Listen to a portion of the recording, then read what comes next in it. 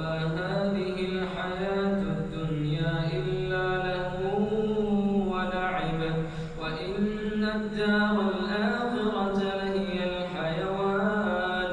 لو كانوا يعلمون فإذا ركبوا في الفلك دعوا الله مخلصين له الدين فلما نجاهم إلى البر إذا هم يشركون ليكفروا بما آتيناهم وليتمتعوا فسوف يعلمون أولم يروا أنا جعلنا حرما آمنا ويتخطف الناس من حولهم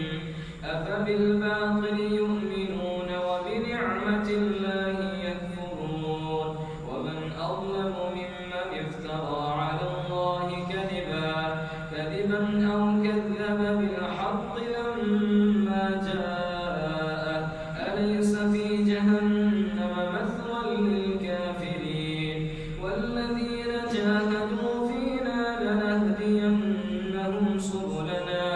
وإن الله لمع المحسنين بسم الله الرحمن الرحيم ألف غلبت الروم في أدنى الأرض وهم من بعد غلبهم سيغلبون في بضع سنين لله الأمر من قبل ومن بعد ويومئذ يفرح المؤمنون بنصر الله ينصر من يشاء وهو العزيز الرحيم وعد الله لا يخلف الله وعده ولكن أكثر الناس لا يعلمون ظاهرا من الحياة الدنيا وهم عن الآخرة هم غافلون أولم يتفكروا في أنفسهم ما خلق الله السماوات والأرض وما بينهما إلا بالحق وأجل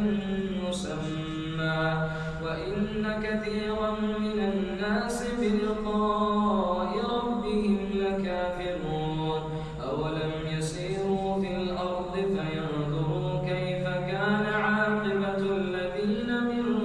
قبلهم كانوا أشد منهم قوة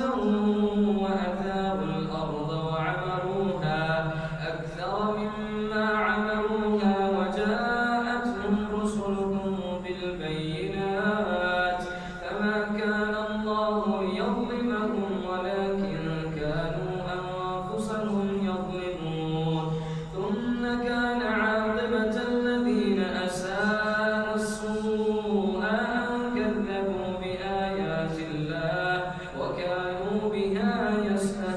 يستهزئون الله يبدأ الخلق ثم يعيده ثم إليه ترجعون ويوم تقوم الساعة يبلس المجرمون ولم يكن لهم من شركائهم شفعاء وكانوا بشركائهم كافرين ويوم تقوم الساعة يومئذ يتفرقون فأما الذين آمنوا وعملوا الصالحات فيوفيهم أجورهم فأما الذين آمنوا وعملوا الصالحات فهم في روضة يحبرون وأما الذين كفروا وكذبوا بآياتنا